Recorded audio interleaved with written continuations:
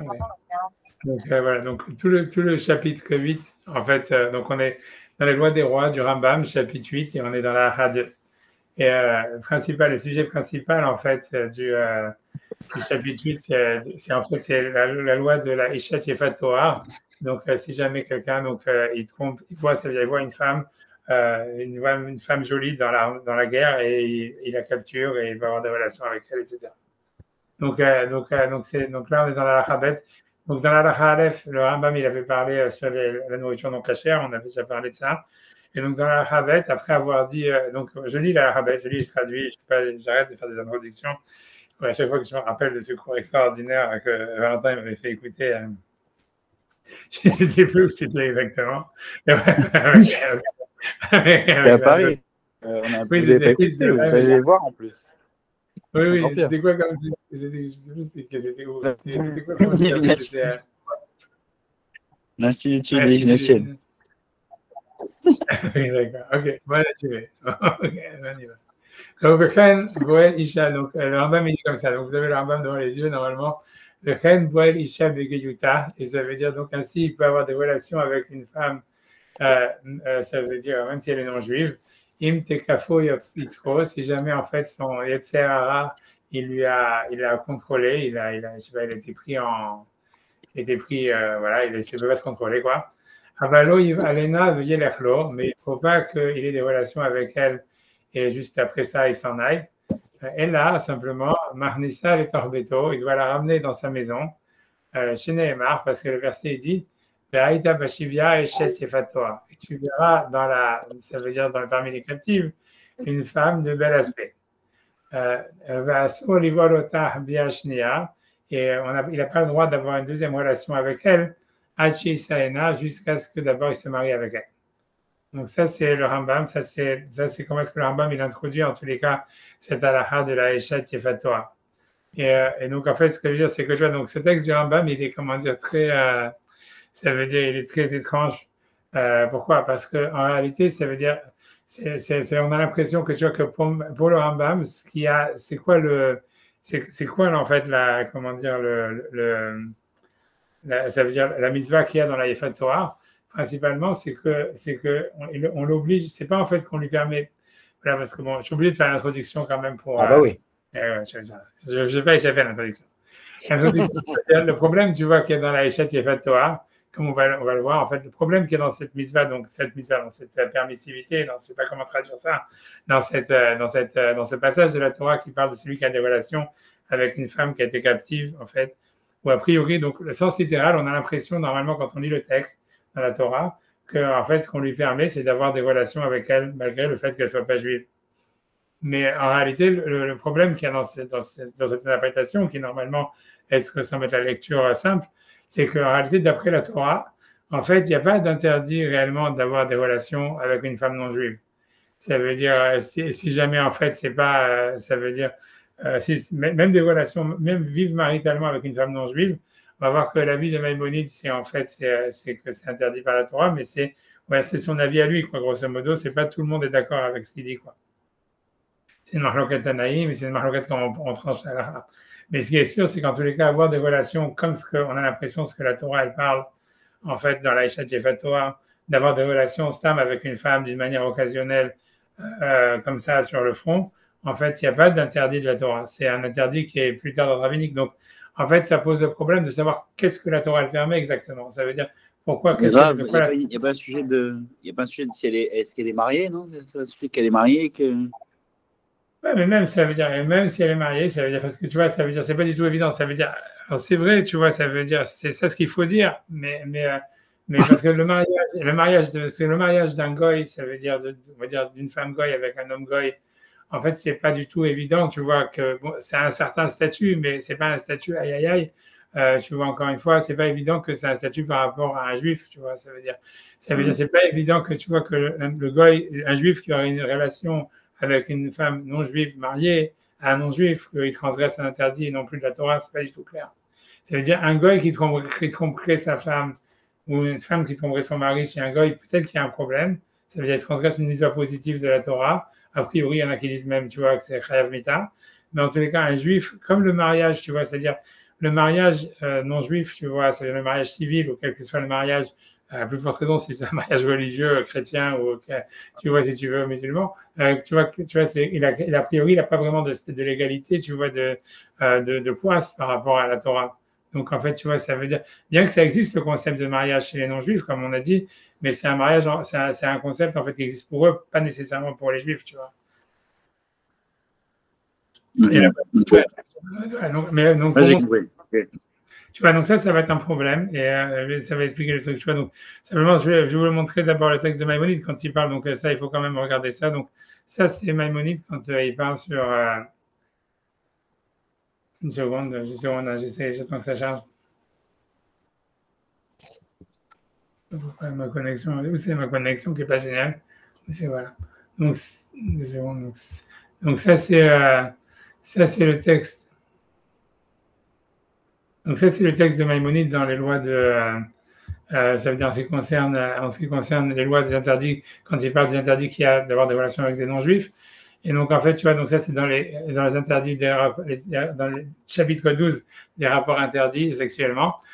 Israël, Sheba, Alakoum, voilà, par exemple, donc il dit comme ça. Donc, Rambam, il dit comme ça, il dit Israël, Sheba, Alakoum, Misha, au mode Rishut. Donc, ça veut dire un juif qui a une relation avec une femme non-juive de n'importe quelle nation. Ça veut dire pas uniquement des 7 nations d'Israël, mais toutes les nations der Rishut d'une manière maritale, matrimoniale, ou israélite shenivala lakum der Rishut, ou bien une femme juive qui a des relations et qui vit de manière matrimoniale avec un non-juif. Arelu lokin minatora, ça veut dire ils doivent recevoir, ils transgressent un interdit négatif de la Torah, chez Nehemar, parce que le verset dit Lotitraten bam, tu ne te marieras pas avec eux, bitra lotiten livno, tu ne donneras pas ta fille à son fils, ou bito lotikach levenecha, et ta fille, tu ne donneras pas à ton fils. Echad shiva mamin, vechad kol haumot beisurze, que c'est pas ça, c'est interdit de se marier avec une femme non juive ou vice versa. C'est selon le Maïmonide, c'est pas uniquement dans les 7 peuples qui habitent en Israël, mais c'est tous les non juifs. On va dire tous les juifs, alors tous les non juifs, on va voir, peu importe. Dans tous les cas, ok. Et ça encore une fois, je vous dis, c'est discuté. Hein, ça veut dire c'est pas l'avis de tout le monde, mais Maïmonide il pense comme ça. C'est une discussion dans la Mishnah, mais prenons l'avis de Maïmonide lui-même. On va dire, donc on va prendre ça. Donc c'est interdit d'avoir des relations, de vivre maritalement et d'avoir des relations d'une manière matrimoniale avec un non-juif ou une non-juive. Ça, c'est l'interdit de la Torah selon Maïmonide. Et si c'est expliqué dans Ezra, c'est-à-dire que quand les Juifs ils reviennent en Israël, puisque la plupart ils étaient mariés à ce moment-là déjà avec des non-juifs, donc ils font teshuva avec la venue des Juifs d'Israël, etc. et les nouveaux décrets de Sirius. Et ils décident de divorcer les femmes non-juives et en même temps de ne pas marier leurs enfants avec des femmes non-juives, etc. C'est pas les Kohanim qui étaient. Pardon, excusez-moi, j'arrête pas de vous interrompre, mais. Non, c'est là d'Afrique, tu vois, même les Juifs, tu vois, ça, tu peux regarder là-bas dans les Hamia, tu vois, mais ça veut dire, ça faisait partie, il y avait l'esclavage, il y avait l'esclavage qui avait été, c'est-à-dire les gros trucs qui ont eu beaucoup de mal quand Ezra, il est revenu en Israël et que, si tu veux, il y a eu la Teshuvah générale, quoi, si tu veux, qui est venu très, très graduellement. En fait, si tu veux, là, ce qui a été très difficile pour eux, c'est de divorcer les femmes non-juives et vice-versa, parce qu'ils avaient des familles déjà avec des enfants, etc. Donc, ça a été assez dramatique. Mais s'il y a eu des trucs, c'était en masse, quoi. Et comme tu dis, les Kohanim aussi, qui avaient des femmes, etc. Il y avait aussi, après ça, il y avait l'esclavage surtout, parce qu'en fait, il y avait beaucoup de juifs qui étaient esclaves de non-juifs, d'autres juifs, pardon, d'autres juifs. Mais ça a été en fait, parce qu'en fait, pour plein de raisons, c'est-à-dire en fait, pour expliquer l'histoire, je ne sais pas si vous vous souvenez, mais quand on a fait dans la Gemara dans Kiddushin, on avait vu qu'il y avait le prophète Jérémie qui disait aux Juifs en Israël de rester et vous allez prendre tous les terrains de tout le monde et vous allez vous enrichir. Et ça s'est vraiment passé, quoi. Donc ça veut dire il y a des Juifs quand Nabucodonosor est venu, etc., ils ont réussi malgré tout, ils ont décidé de rester en Israël. Donc évidemment, ils n'étaient pas nombreux, donc ils ont accaparé tout ce qu'il y avait. Et quand les autres qui sont revenus, ils ont dit vous êtes nos esclaves si vous voulez travailler, puisque la seule manière d'avoir une parnassa, c'était de travailler la terre. Donc, en fait, ils les avaient esclavagisés, quoi, je sais pas comment dire. Et donc, Ezra, il était super, ça veut dire, ça a été toute une histoire pour libérer les esclaves, quoi. Parce qu'en fait, donc, si tu vois, c'était ces choses-là, ça veut dire l'esclavage et les mariages avec les non-juifs.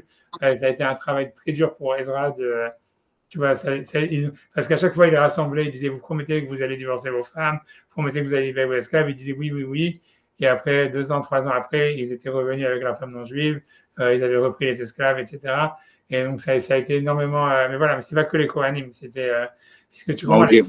parce que voilà, les Juifs qui étaient restés là-bas, en fait, tu vois, ils n'avaient pas beaucoup de. Ils avaient perdu tout. Tu vois, c'est-à-dire, tout le monde avait perdu la relation au judaïsme, tu vois, c'est-à-dire, si tu veux, les Juifs qui sont revenus à l'époque qui étaient partis en Babylonie, qui sont venus avec Ezra, c'est exactement comme les Juifs de Russie, tu comprends, c'est-à-dire que pendant les années du communisme, si tu veux, le judaïsme, la religion, elle avait été complètement éradiquée, donc ils n'avaient aucune culture juive. Ils savaient rien. Et les Juifs qui étaient restés en Israël, eux, ils s'étaient assimilés parce que voilà, ils étaient tombés, il n'y avait plus de goût, il n'y avait plus rien, quoi. Donc en fait, ceux qui étaient restés là-bas, il y en avait beaucoup qui s'étaient très enrichis et qui s'étaient mariés avec des femmes non juives, et puis voilà, quoi, ils étaient complètement assimilés.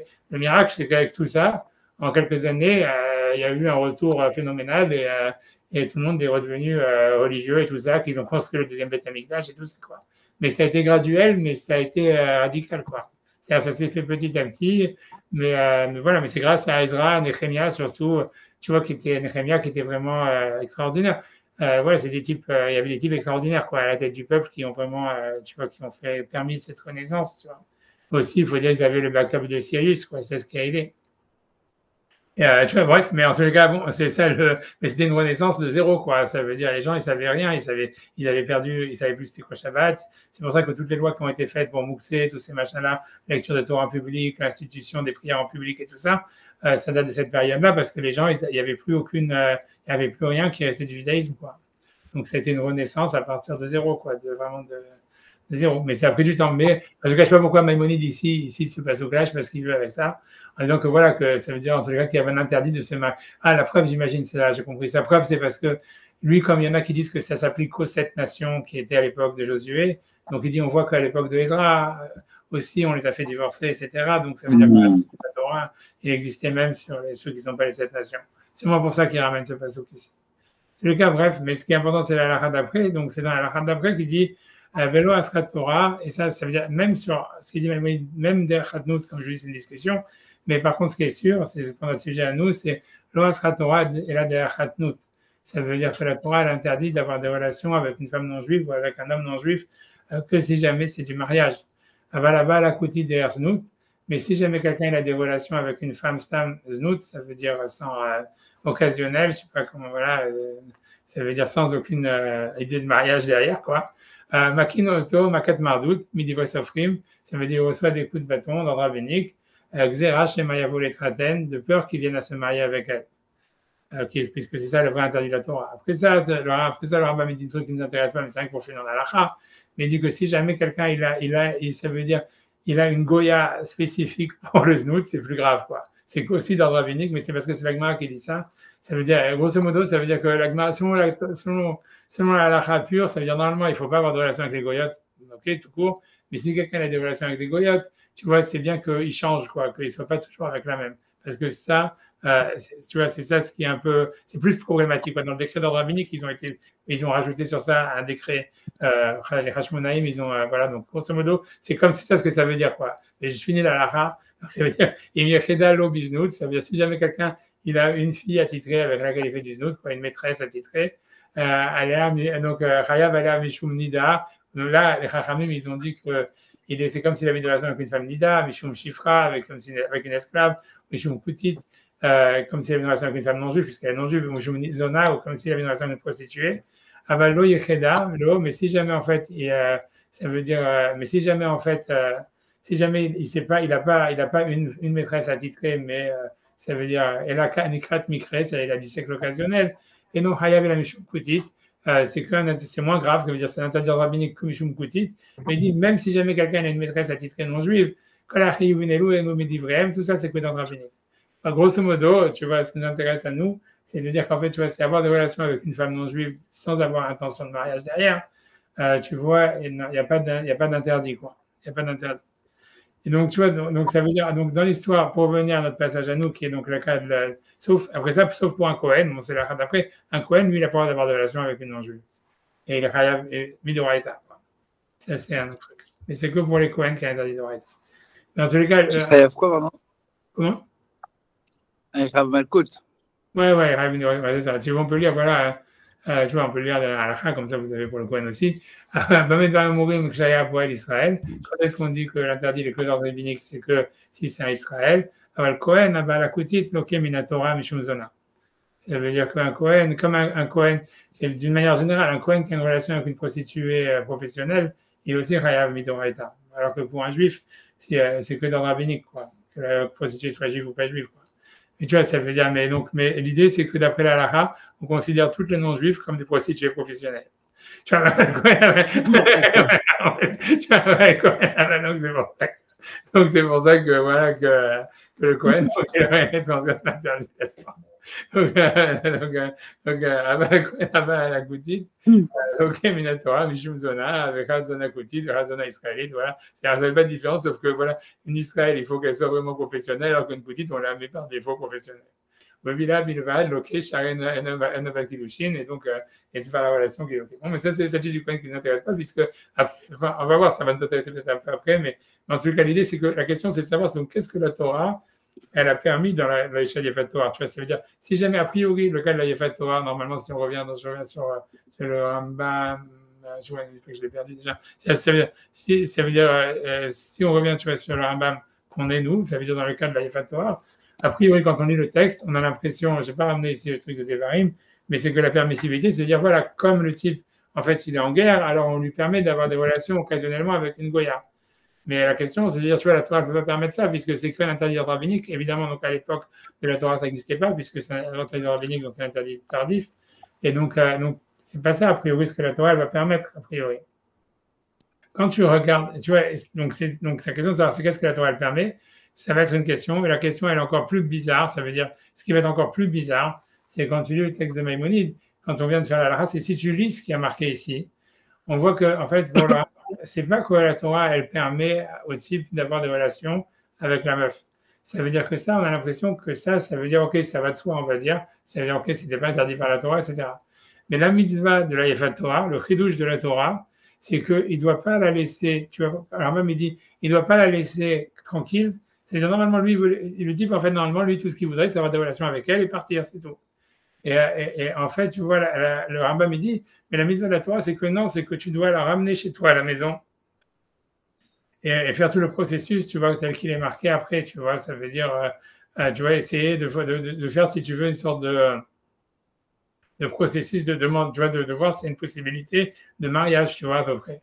Et donc, si tu veux, c'est d'autant plus étonnant que on voit bien que la Torah, elle essaye, tu vois, elle interdit le mariage avec un non-juif, et même, tu vois, les Hachamim, ils ont interdit d'ordre rabbinique d'avoir des relations occasionnelles avec une non-juive de peur qu'il va se marier avec elle. Mais alors que ici, la Torah, non seulement, elle semble dire que c'est le contraire, ça veut dire, si on prend le Maïmonide au mot, tu vois, tel que lui dit, c'est que c'est comme si la Torah dit, le type, il a voulu avoir des relations avec la meuf, lui, il veut partir et tout va très bien. On lui dit, non, non, non, tu vois, ça veut dire, il faut que tu la ramènes chez toi. Et tu vois, et pour essayer de te marier avec elle. Et tu vois, c'est ce qu'il dit même, tu vois, il dit, il doit pas la laisser tranquille, il doit la ramener chez lui. Et donc, c'est déjà une difficulté, en fait. Pourquoi la Torah demanderait ça, alors que le type, lui, tu vois, il ne demandait rien. Et selon Maïmonide. Et tu vois, tu comprends, parce que normalement, encore une fois, pour expliquer, quand tu lis le texte de la Torah, encore je ne vais pas ramener le texte bêtement, mais vous pouvez le faire si vous voulez, mais quand tu lis le texte de la Torah, tu as l'impression, en fait, que c'est le type que lui, il a craqué sur la meuf, et puis en plus, il veut se marier avec elle. Ouais. Et qu'après, tu vois, la Torah, elle lui dit, ouais, non, tu dois le laisser chez toi pour le décourager de se marier avec elle, tu vois, en disant, voilà, elle doit pleurer sa famille, elle doit se raser la tête, elle doit s'épousser les ongles, et toi, tu la vois tous les jours avec la tête rasée, avec tu vois, comme ça, voilà, en train de pleurer, donc à la fin, tu es dégoûté, tu ne te maries pas avec elle. Mais Maïmonide, tu vois, dans le texte, il dit, c'est pas ça, il dit que non, le type, lui, en fait, il n'était pas du tout intéressé à la meuf, mais en fait, c'est la Torah qui l'oblige à la ramener chez lui, tu vois. Et c'est super bizarre, parce qu'en plus, dans la suite de la halakha, Maïmonide, il est d'accord que tout le processus, il est pour essayer de la décourager, tu vois, de décourager le mec. Tu vois, puisque, tu vois, donc tu vois, c'est un truc encore plus paradoxal. Voilà, tu vois, c'est que, regarde, c'est comme tu dis, en fait, tu vois, par exemple, tu vois, quand on a la halakha 5, je prends la halakha 5, il dit, mais qu'est-ce que ça dit Israël Yefat Torah? Et c'est quoi la halakha dans Israël, dans la Yefat Torah? Ça veut dire, c'est après qu'il a eu avec lui la première relation, alors qu'elle était non-juive. Alors, Im Kibla lui dit, si jamais elle accepte sur les mitzvot, Im Kibla aller à l'Ekanes d'Argat Vashkina, Madvia Leshem Girut Miyad, donc ça veut dire il a converti sur place. Et a priori, donc, est-ce il peut la marier s'il veut, mais pas nécessairement, on a l'impression. Mais si jamais elle n'accepte pas sur elle les mitzvot, Teshev bebeto shloshim yom, elle doit rester dans sa maison 30 jours, chez Neymar, parce que le verset dit, Uvarta et avia vetima yamim, elle pleurera son père et sa mère pendant 1 mois. Reine Boker al-Data, et elle pleure sur sa religion. Vena Mona, il la laisse pleurer. Omegade les Sibornéa, et elle laisse pousser ses ongles. Omegale Khatet Rocha, et ça veut dire il lui rase la tête. Kene Shetit Gane Benaf, pour qu'il soit dégoûté d'elle. Le dit Homo Babaïd, et qu'il la voit dans sa maison. Nechnas Verota, il la voit et il la regarde. Yotse Verota, donc il la voit en train de pleurer avec les cheveux rasés, etc. Kene Shiakousba, pour qu'il soit dégoûté d'elle. Omegalgal Ima, Akede chez les Kabel. Mais il la laisse tranquille jusqu'à ce que, pour voir si elle accepte les mitzvot. Im Kibla Verat Saba, si jamais elle accepte les mitzvot et que lui veut encore se marier avec elle, un résumé de Gayeret, Veto Velet Gerala Gerim, ça veut dire elle veut la Tvila, et après ça, elle est comme tous les autres convertis. Et sinon, alors il est obligé de la laisser partir. Ouais, ça va. Mais tu vois, mais selon le Rambam, donc ça veut dire c'est super paradoxal, c'est que d'un côté, Maïmonide dit que la mitzvah, c'est de la ramener chez soi, etc., etc. Et d'un autre côté, on voit que cette histoire de la ramener chez soi, c'est pour la dégoûter, pour qu'il soit dégoûté d'elle. Donc, tu vois, c'est pas compréhensible, tu vois. Ça veut dire, pour l'instant, ce que je veux dire, c'est quand on lit le texte de Maïmonide, il y a 2 grands problèmes. Le premier problème, c'est que, d'après la Torah, a priori, les rapports occasionnels ne sont pas interdits. Donc, le type, et Maïmonide, il dit, en fait, c'est quoi la mitzvah? Quand si on reprend le texte, il dit, il faut qu'il la ramène chez lui. Donc, on a l'impression qu'on parle d'un mec qui, lui, n'était pas du tout intéressé à la ramener chez lui et que lui voulait juste avoir des relations avec elle et s'en aller. Et que tu vois, et que ensuite la Torah elle oblige à la ramener la fille chez lui. Et ça c'est déjà un problème parce que on voit que la Torah elle veut pas qu'un homme il se marie avec une non-juive, donc pourquoi ici on l'oblige à ramener la fille chez lui? Ensuite, ce qui est encore un autre problème, c'est que toute cette histoire de ramener la fille chez lui, on voit bien que c'est pour le dégoûter justement et pour le décourager. Donc, si jamais le type il n'est pas intéressé depuis le début, alors pourquoi tu l'obliges à ramener la fille chez lui pour qu'il soit découragé, pour qu'il soit dégoûté, tu vois, c'est pour qu'il soit sûr qu'il soit dégoûté. Tu vois, c'est pas clair, tu vois, tout ça c'est hyper paradoxal et pas compréhensible. Tu vois, donc Est-ce qu'on peut pas le comprendre comme parce que c'est un kiwouche, comme c'est en temps de guerre, il y a un côté où plus qu'il ne veut pas tuer les femmes, il vaut qu'elles soient, entre guillemets, qu'elles soient converties, qu'elles deviennent juives. On peut les pousser, mais en même temps, il ne faut pas que. Tu vois, on n'a pas l'impression, tu vois, je sais pas. Non, tu vois, c'est une sorte de conversion de masse des femmes conquises, quoi. Tu sais, je sais, quand j'ai fait le cours à la première, il y a quelqu'un qui m'a dit la même chose, tout ça, mais bon, on n'a pas l'impression que c'est ça, tu vois, puisque tu vois, c'est pourquoi tu fais tout ce processus, tu vas l'obliger à faire les mitzvot, et c'est tout, tu vois ce que je veux dire, tu vois, ça veut dire, tu vois, tu vois déjà une esclave, normalement, si lui, il fait pas tout ça, le cas normal d'une meuf qui a été prise comme esclave, de toute façon, il doit l'amener au mikvé, quoi qu'il arrive, et elle doit faire toutes les mitzvot qu'une femme, elle doit faire. N'importe quel esclave qui appartient à un juif, elle doit faire ça. C'est ça le statut d'Evet Kenani, on l'a vu déjà. Evet Kenani et tout ça. Donc, tu vois, elles sont déjà, tu vois, ici, le problème, c'est que lui, il veut se marier avec elle, tu vois, c'est le problème, tu vois. Et donc, à cause de ça, il fait toute cette. Enfin, lui, il veut se marier, j'en sais rien. En tous les cas, la Torah, elle veut qu'il y ait une option mariage, j'en sais rien, tu vois. Et donc, tu vois, c'est ça qui est compliqué, tu vois. Voilà. Donc, en tout cas, donc, ces questions-là, tu vois, honnêtement, tu vois, je veux dire, comme j'ai pensé. En fait, si tu veux, on les retrouve, tu vois, dans cet auteur, tu vois, qui s'appelle le Dvar Yecheskel, qui est du Yecheskel Bornstein. Tu vois, je ne sais pas de quand il date exactement, vous pouvez regarder après, je ne sais pas de quand ça date. Dans tous les cas, il y a plusieurs questions. Ça veut dire sur la question de dire, voilà, donc, bon, parce qu'aussi, le Lechem Mishneh, mais bon, j'ai sauté le Lechem Mishneh, mais ça veut dire, je vais prendre simplement, tu vois, ce que lui dit. D'abord, donc ces questions, elles sont posées par les Rishonim. Normalement, je pourrais aller plus lentement, mais disons que, voilà, comme cet auteur-là, il ramène tout, donc on va le faire directement là-dedans. Donc ici, voilà, donc, si vous regardez qui c'est le Divri Yekiskel, vous les Google, j'en sais rien, je ne sais pas de quand il date, du tout. À mon avis, ça ne doit pas être si ancien que ça, je ne sais pas. Donc, quand on dit comme ça, moi je prends à partir de là, il dit Veraiti Belachem Mishneh. Donc lui ici, le Lechem Mishneh, chez lui Beshem Arehem, donc le Rehem c'est Rabbi Eliyahu Mizrahi, lui c'est un auteur du XIIIe siècle. Chez Iksha, le Shidat Rambam, qui a demandé, selon Maïmonide, d'Asur Livol Beparesia, ça veut dire que tout l'interdit d'avoir des relations avec une femme non juive qui existe, puisqu'on voit que Pinchas, il a tué. Donc ça, c'est une halakha qu'en fait, j'ai pas ramené, tu vois, mais ça veut dire, j'aurais dû la faire aussi. Peut-être qu'on va la faire tout à l'heure. Tu vois, donc dans la suite de ce chapitre 12 des lois des interdits sexuels, donc Maïmonide, il ramène l'histoire de Kanaïm Pogimbo, ça veut dire l'histoire de Pinchas, qui a tué Zimri, qui avait des relations avec une Midianite. Alors que voilà, donc la question est comment il a tué, puisqu'il n'y a pas d'interdit de la Torah, puisque c'était qu'une relation comme ça, c'est une relation, on va dire, occasionnelle. Et donc l'idée, c'est que tu vois, c'est que donc là-bas, le Rambam, il dit pas que le Rambam, c'est la Gemara, elle dit que quand c'est en public, si quelqu'un le fait devant 10 juifs, alors on peut le tuer, avec plein de conditions. Mais c'est bon, tu vois, en tout cas, le Rambam, il dit ça, donc ça veut dire, on va le faire si on pourra faire ça un peu après.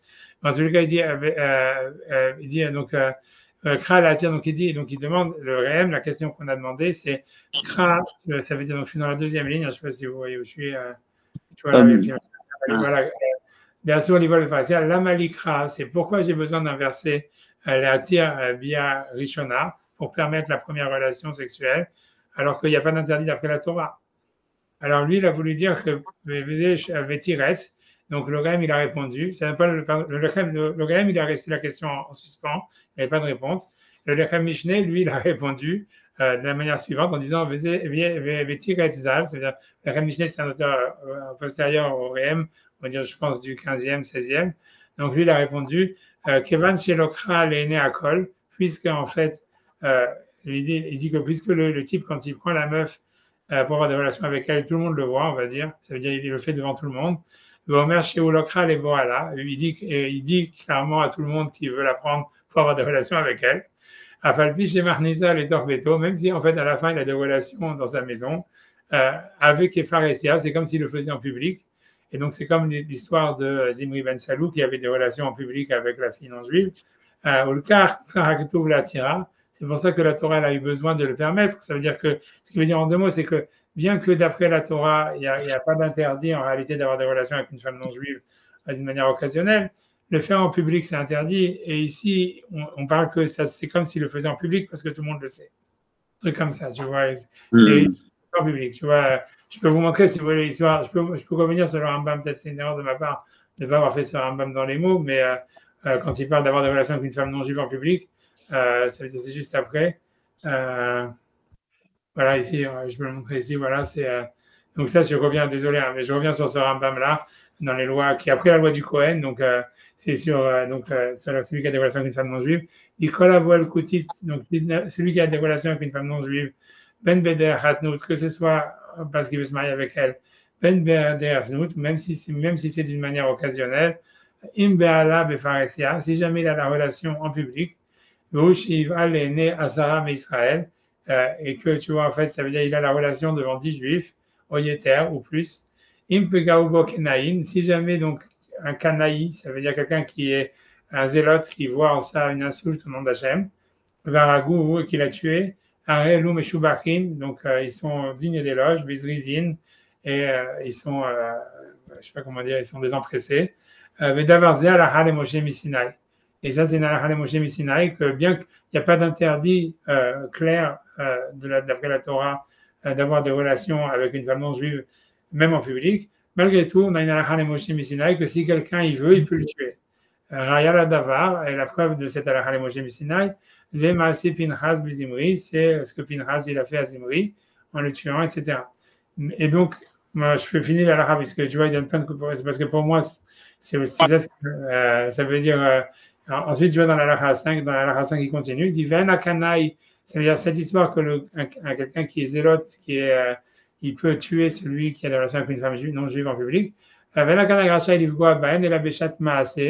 peut les tuer que s'il les attrape mamash sur le fait, Zimri, comme dans le cas de Zimri, chez Neymar, Betaïcha el Kovata, et la femme, el Kovata, j'imagine, normalement Kovata, je pense c'est dans la tente, j'imagine, mais ici ça veut dire son estomac, donc on va regarder ça. Et donc ça voudrait dire en fait qu'en fait elle était encore collée avec lui, quoi. Il dit aval imperesh, mais si jamais en réalité le type il s'est séparé de la femme parce qu'il a vu qu'il y a un type qui venait le tuer, un orginoto, le type ne peut plus le tuer.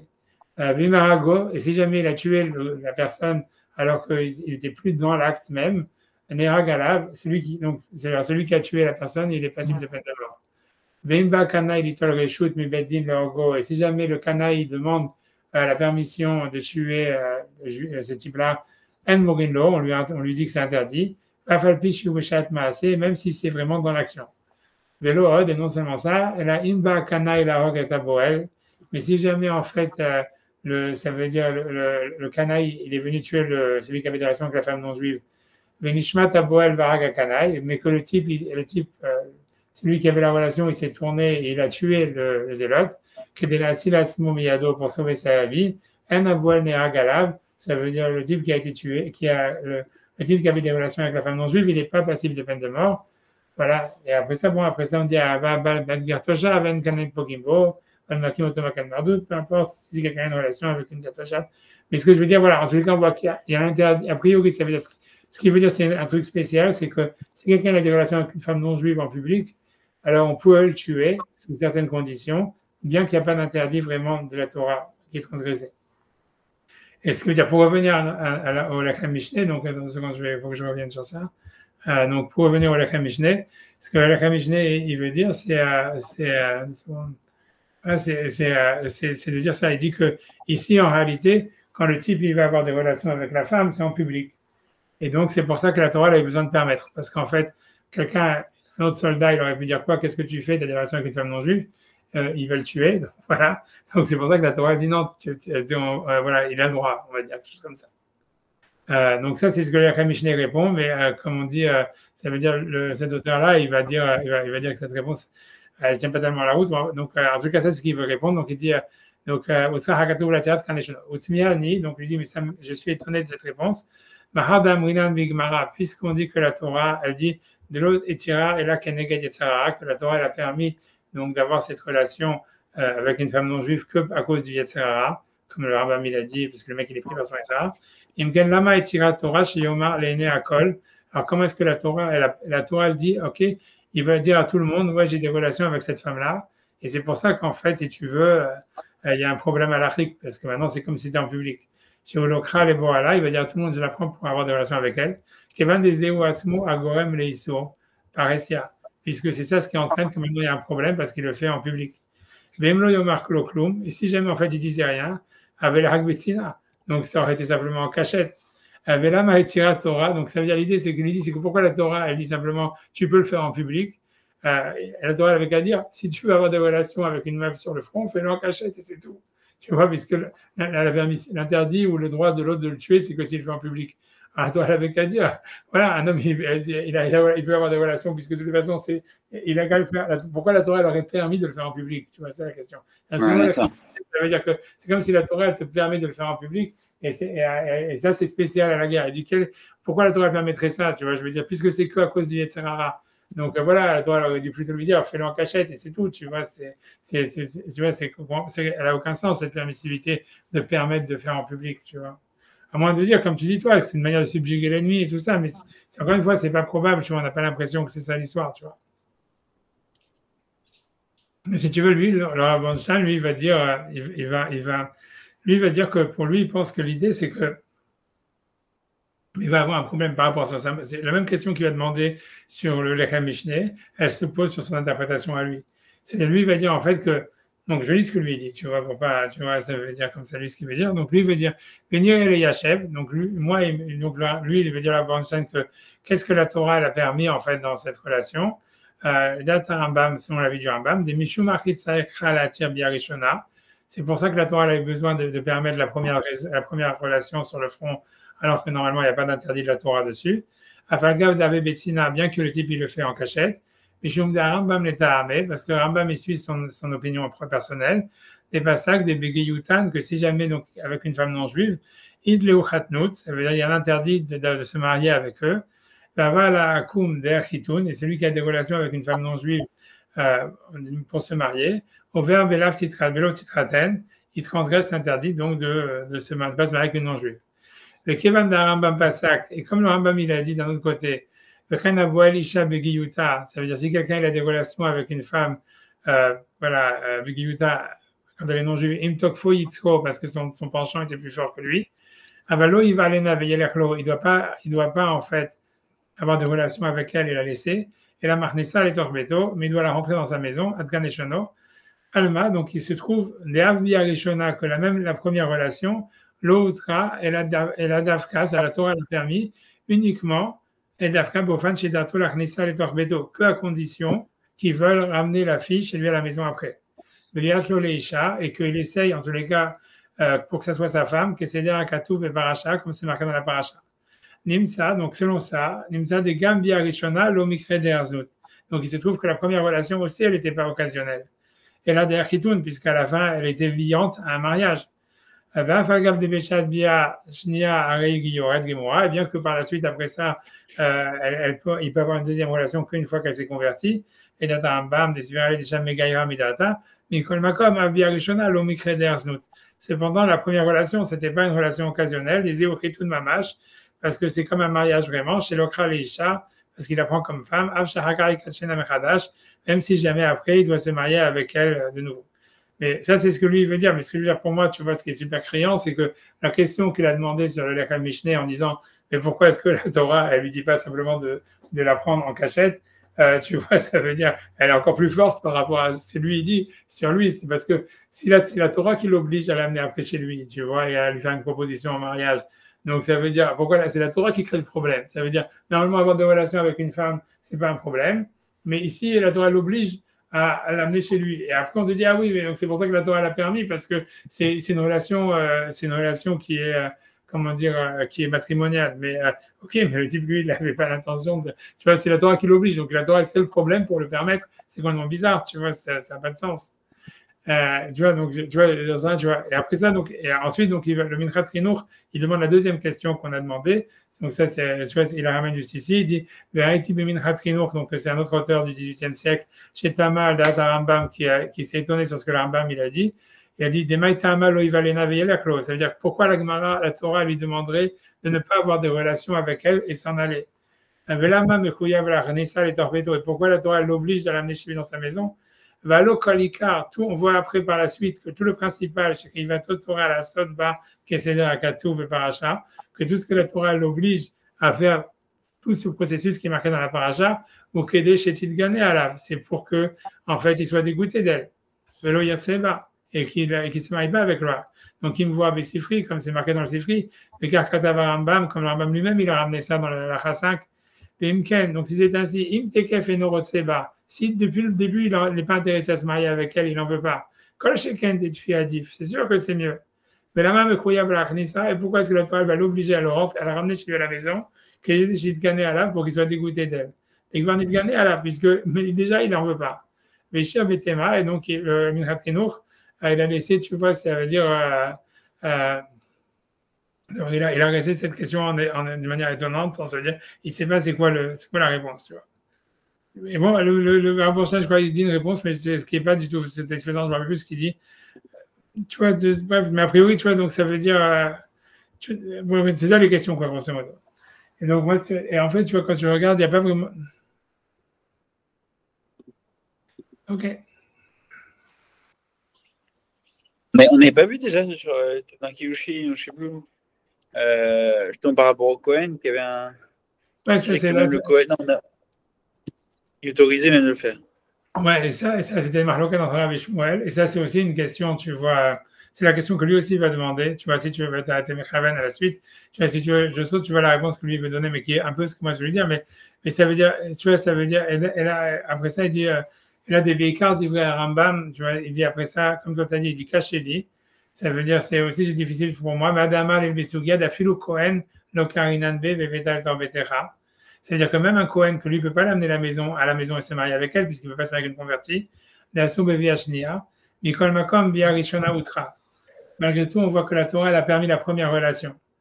Alors, donc, alors c'est compliqué, ouais. Voilà, c'est compliqué. Donc, c'est ça, tu vois. Donc, donc le Rambam, qu'est-ce que ça veut dire? Donc, ça veut dire quoi? Il doit la ramener chez lui, alors qu'il y a un interdit de se marier avec elle, lui. Et malgré tout, on a permis la première relation. Donc, tout ça, c'est difficile, tu vois. Tout ça, c'est des questions. Et en fait, si tu regardes sur tous les commentateurs, lui, leur à la fin, tu vois, il dit Betsa et Rioun, il n'a pas de réponse claire. Et en fait, tu vois, parmi les commentateurs, il n'y a pas de réponse tellement claire. Et donc, moi, j'ai dit, j'ai une réponse, tu vois. Ça veut dire cette réponse, c'est parce qu'en fait, dans le guide des égarés, la Maïmonide, en fait, il explique, tu vois, ça veut dire, il explique qu'est-ce que, dans le sens de cette mitzvah. Et ça veut dire, en fait, parce qu'il y a un point, si tu veux, que tous les auteurs, les commentateurs de Rambam, ils n'ont pas relevé, en fait. Ils n'ont pas voulu quoi ce lire le problème? guide. Comment? Ils n'ont pas C'est voulu parce que lire le guide, non? peut-être, tu vois. Mais ça veut dire qu'en fait, l'idée, c'est ce que tu veux, c'est que mais lui, il en parle, c'est-à-dire lui, le Rav Banchen, pour être honnête, il lit un petit peu cette question, il dit ça, mais il explique, lui-même il intuitionne, mais il comprend pas. Ça veut dire, il dit quelque chose, mais il voit pas au fond de la chose, tu vois. C'est parce que lui, quand il veut la question, quand le Minhat Chinour, il dit, mais pourquoi est-ce que la Torah l'obligerait à le ramener chez lui, alors qu'il doit en être dégoûté et tout ça? Alors lui dit oui, mais ça veut dire, mais l'agma, lui veut dire oui, mais c'est sûr qu'on voit que la Torah, elle voulait pas que ça soit une relation vraiment, ça veut dire une relation, comment dire, de znout, une relation vraiment complètement voilà, une relation complètement comme ça, je ne sais pas comment dire, occasionnelle. Et que c'est ça ce que la Torah voulait éviter. Mais lui-même, il n'explique pas pourquoi, tu vois, la Torah voulait éviter ça. Tu vois, ça veut dire, qu'est-ce qu'elle veut avec ça? Mais en fait, si tu veux, alors qu'on voit que la Torah, a priori, au contraire, normalement, avec une Goya, elle veut que ça soit occasionnel, elle ne veut pas que ça soit sérieux. Mais la réponse à cette question, elle est très simple. C'est parce qu'en fait, tu vois, c'est que dans ce cas-là, dans le cas duquel on parle de la Yefat Torah, c'est qu'en fait, il s'agit d'un viol en réalité. C'est-à-dire que même si jamais, en fait, la meuf, elle a donné son consentement, comme elle a été capturée en tant que prisonnière, etc., en fait, son consentement, il est certainement, tu vois, on va dire zéro, quoi. C'est un consentement qui est fait sous la contrainte. Et non seulement ça, et en plus, on voit que la Torah, elle permet même, tu vois, de la violer, en réalité. Et tu vois, et ça veut dire, et le Rambam, pour le Rambam, c'est ça le problème. Ça veut dire que l'idée, c'est pour ça que la question de base, elle ne se pose pas. Ça veut dire que même si tu as le droit d'avoir une relation, c'est d'après la Torah, occasionnelle avec une non-juive, tu n'as pas le droit de la violer. Et ça veut dire, et c'est ça le problème, c'est que ici, tu l'as violée, quoi. Et qu'en fait, tout le processus en fait, qu'il y a après de la ramener chez lui à la maison et de rester pendant un mois avec elle, etc., même si en fait, tu vois, et qu'il en soit dégoûté, tout ce que tu veux, c'est fait, selon Maïmonide, dans le guide des égarés, c'est fait parce que comme la femme, elle est traumatisée par le viol, en fait, l'idée de lui donner en fait l'impression qu'il y a une option mariage et que pour le mec, en fait, c'est pas quelque chose, tu vois, qu'il la jette comme un mouchoir après, qu'il est obligé en fait de la ramener chez lui à la maison pendant un mois, même si à la fin, la Torah ne veut pas qu'il y ait de mariage, ni rien du tout, mais c'est rien que pour que la femme, elle se sente qu'elle n'était pas un objet, quoi, qu'elle n'était pas juste, tu vois, un truc que tu jettes à la poubelle. Et c'est pour ça qu'il y a cette mise-là. Tu vois, et c'est ça ce que l'on m'a dit, que c'est l'eau, il va les ça veut dire que comme c'est un viol, alors ça veut dire ce que la Torah te demande, c'est au moins de faire semblant que tu es intéressé par elle, quoi. Ça veut dire que même si toi, en fait, tu vois, tu voulais pas te marier avec elle, etc., et que la Torah ne veut pas que tu te maries, etc., et qu'en fait, etc., et qu'on veut que justement que le mariage n'arrive pas parce qu'on sait que ça va pas être une relation qui va marcher, etc. On dit fais semblant parce que tu vois, en fait, c'est pour calmer, en fait, si tu veux, si tu veux, comment dire, voilà, ne pas traumatiser, ne pas traumatiser la fille, quoi. C'est ça le message. Le Rambam dans le guide des égarés, il dit ça au passage de la Torah où Yehuda, il y a des relations avec avec sa belle-fille qui pense que c'est une prostituée. Ensuite, quand il cherche à donner le salaire de la prostituée, il la trouve pas. Et qu'il envoie son ami pour la chercher partout, etc. Et le Rambam, il se demande, il dit, mais pourquoi est-ce que Yehuda, il est tellement, comment dire, ça veut dire, il est tellement après, tu vois, ça veut dire, lui, il pense pas qu'en fait, Yehuda, il avait peur que la meuf, elle va lui sortir un jour son bâton, et c'était Philine, et que tu vois, il allait retrouver. Ça veut dire pour Maïmonide, en fait, c'est que Yehuda, il voulait à tout prix payer la prostituée, parce qu'il dit que sinon, c'est un viol, et en fait, ça aurait été pour lui, c'était grave, quoi. Pour lui, c'est quelque chose, tu vois, que ça aurait été comme une sorte de. Tu vois, ça veut dire, la meuf, elle a été d'accord d'avoir des relations avec lui, à condition d'avoir de l'argent. Et si jamais tu la payes pas, en fait, si tu vois, c'est comme si tu l'as violée, quoi. Et donc, en fait, et ça, pour Yehuda, c'était très grave. C'est pour ça qu'il va chercher partout, qu'il va envoyer ses amis pour la retrouver parce qu'il veut la payer parce que, voilà, à cause de ça. Et pour lui, il lit cette mitzvah-là avec la Yefat Torah. C'est-à-dire que si tu as une relation, si quelqu'un, tu vois, il a violé une meuf et tout ça, il doit essayer, tu vois, de calmer, tu vois, le traumatisme. Et ça veut dire la manière de calmer le traumatisme. Ici, tu vois, ce que la Torah dit, c'est fais semblant que tu es intéressé, tu vois, amène-la chez toi pendant un mois et tout ça, etc. Après ça, ok, tu vois après que le mariage n'est pas lieu, on essaie que le mariage n'ait pas lieu, c'est sûr, tu vois, mais en fait, on veut pas que la fille, elle pense qu'elle a été, tu vois, une sorte d'objet, tu vois, etc. Et tu vois, moi j'ai rajouté, tu vois, ça c'est peut-être simplement une source de l'Agmara où tu vois, ça veut dire que, parce que tu vois, ça veut dire que l'Agmara, elle dit que pour calmer, ça veut dire l'Agmara, elle dit, c'est une main dans Chouline, où elle dit ça, elle dit, j'espère que, ici, tu vois, Donc, c'est la Gemara, elle dit, ça veut dire ce que je prends de cette Gemara, c'est qu'on voit que pour calmer une femme, grosso modo, tu vois, même si tu fais semblant, c'est suffisant. Et tu vois, ça veut dire que, tu vois, parce que tu vois, la Gemara dit sur ça, elle dit Amar Rabbi Yochanan, c'est moi qui dis ça, elle dit Amar Rabbi Yochanan, ça veut dire Rabbi Yochanan dit il m'allait l'onit notre Torah si la Torah n'avait pas été donnée. Et nous, les médines sniut hatul, ça veut dire on aurait appris la pudeur des chats. C'est qu'a priori, parce que comme dire, a priori que les chats, quand ils font leurs besoins, ils recouvrent, etc. Le gezel minemala et le vol des fourmis, parce que les fourmis ne prennent jamais les choses que les autres fourmis ont prises.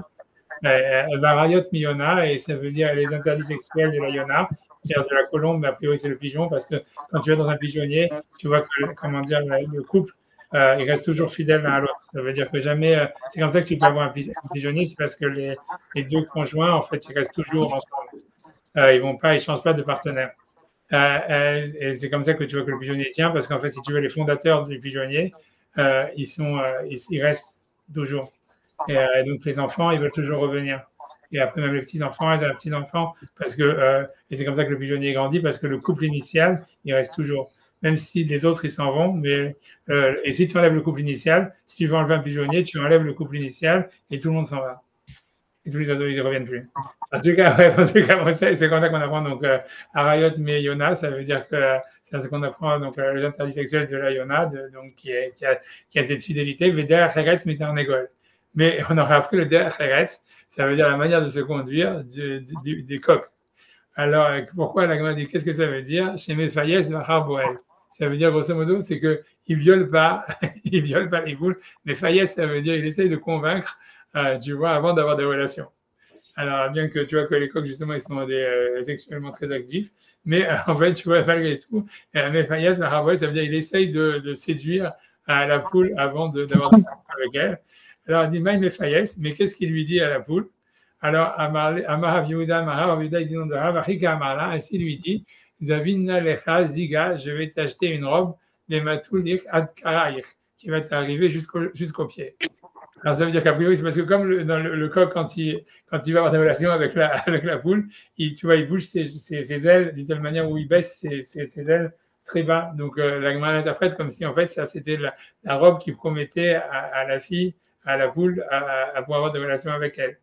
Et il dit, mais comme à la fin, il ne lui donne rien, donc il dit, mais une fois qu'il a eu des relations avec elle, Amarla, il lui dit, Lishmatete, les carbelté de Aoutar Negola, ça veut dire que ma crête, elle tombe à moi, ça veut dire que si j'avais de l'argent, Velo Zavina Lecha, que je ne te l'aurais pas acheté. Ça veut dire qu'on se lui dit, oui, ok, j'ai pas d'argent, donc je ne peux pas te l'acheter.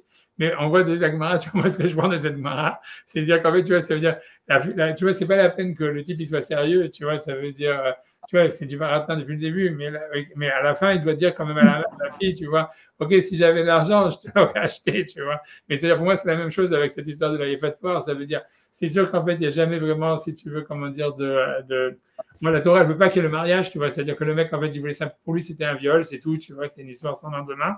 Maintenant, la fille, elle est traumatisée. La Torah, elle t'oblige en disant non, tu dois l'amener chez toi et faire comme si, en fait, peut-être tu vas te marier avec elle. Tu vois, bien que la Torah, au fond, elle veut décourager le mariage parce qu'elle sait que c'est pas une bonne idée. Mais elle veut qu'au moins la fille ait l'impression qu'elle a eu sa chance, quoi, que le type il était vraiment intéressé ou un truc comme ça, pour que, si tu veux, voilà, elle soit pas calmer son traumatisme, quoi. A priori, c'est ça le sens de la mitzvah d'après Maïmonide, et ça explique toutes les réponses, toutes les questions, je veux dire, tu vois, toutes les histoires, etc. Bon, bref, tu vois, donc ça, si vous voulez, ça c'est la première partie du cours. Mais donc, j'ai une deuxième partie, si vous voulez, simplement, tu vois, bref, qui vaut ce qu'elle vaut, mais c'est-à-dire que, voilà, donc je dis la deuxième partie malgré tout, donc c'est simplement, ah oui, j'ai pas fini, il y avait quand même une autre chose, c'est que je voulais dire ça, c'est que, parce que, en fait, voilà, dernier point sur cette partie-là, c'est si on revient dans le texte de Maïmonide, une seconde. Faut que je le retrouve. Pardon, une seconde. Une seconde. Voilà. Si on revient sur le texte de Maïmonide, en fait, tu vois, ce qui était choquant, ce qui interpelle et qui est difficile, c'est, tu vois, c'est le début. C'est comme je vous ai dit, quand dans Maïmonide, les mots de jonction, ils sont super importants. C'est-à-dire que tu vois que comme Maïmonide il ramène à la faute, en général, tu vois, il les ramène simplement dans l'ordre pour lui où il y a une logique entre les choses. Et comme quand la logique est apparente, en fait, il ne met pas de mots de jonction. C'est rare quand il en met. Ici, par exemple, il a introduit la halakha en disant vechen et ainsi que, ainsi, en liant cette halakha à la halakha précédente. Et dans la halakha précédente, de quoi il était question? Il était question de boire du vin de libation de la Vodazara.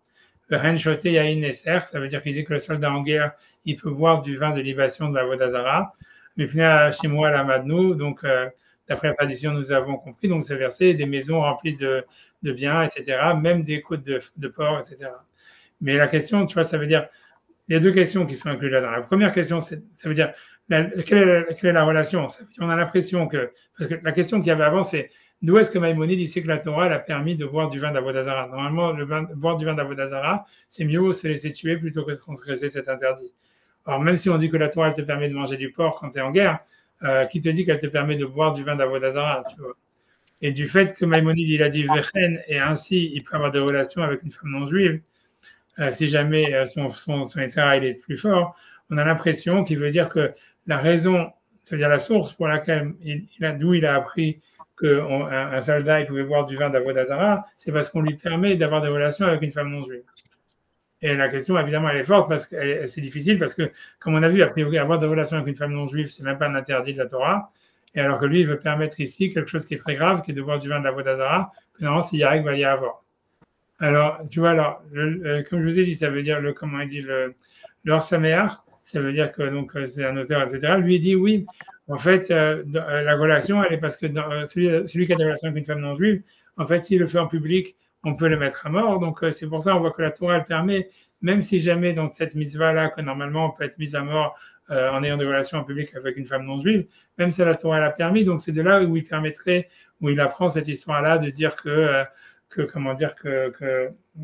peut boire du vin d'Avodazara aussi, bien que normalement, mieux vaut se laisser tuer plutôt que de le faire.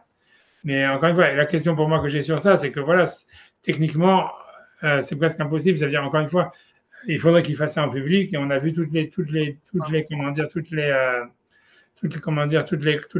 conditions qu'il y a pour que quelqu'un soit mis à mort au moment où il a une relation avec une femme non juive. Il faut qu'il fasse vraiment en public et qu'il soit pris sur le fait devant 10 personnes, etc., etc. Donc pour moi, tu vois, c'est difficile de dire que c'est ça la source. Et tu vois, ça veut dire, ok, peut-être, mais pour moi, c'est lointain, quoi, d'une certaine manière, de dire ça. Tu vois, ça veut dire, a priori, on ne parle pas de ce cas-là. A priori, c'est même pas sûr que la Torah elle aurait permis, comme on a dit, d'avoir des relations en public avec la femme non juive. Même si la Torah elle a permis d'avoir des relations avec la femme non juive, qui te dit qu'elle t'a permis de le faire en public, tu vois. Mais pour moi, tu vois, moi, ce que j'ai voulu dire, tu vois, c'est pour ça que, okay, si vous voulez, on peut faire leur sa mère dans les mots, comme vous voulez. Mais moi, ce que j'avais voulu dire, bon, allez, on va le faire. Une seconde. Une seconde. Voilà. Une seconde. C'est celui-là. Donc ça, c'est dit, ainsi il peut boire du vin d'Avodazara qui a été utilisé comme libation sur Avodazara. Vous êtes Tikrovet Avodaz Gilulim, et donc ça, c'est un korban qui est utilisé pour l'Avodazara. Gav de Beou Nehema Yarek Valiavor. Et donc, bien que même sur ça, normalement, c'est un cas de Yarek Valiavor, ça veut dire quelqu'un de plutôt se laisser tuer plutôt que de boire du vin qui a été utilisé comme libation à l'idolâtrie. Ou Yann Rivage Siman Reshoneh. Donc, comme c'est marqué dans la hache, Medame Arbeno Lebo Elisha Begiyuta. Mais le Ramban, il fait avoir le point de Vechen. Donc, il fait une connexion et il appelle la source comme étant le fait d'avoir une relation avec une femme non juive.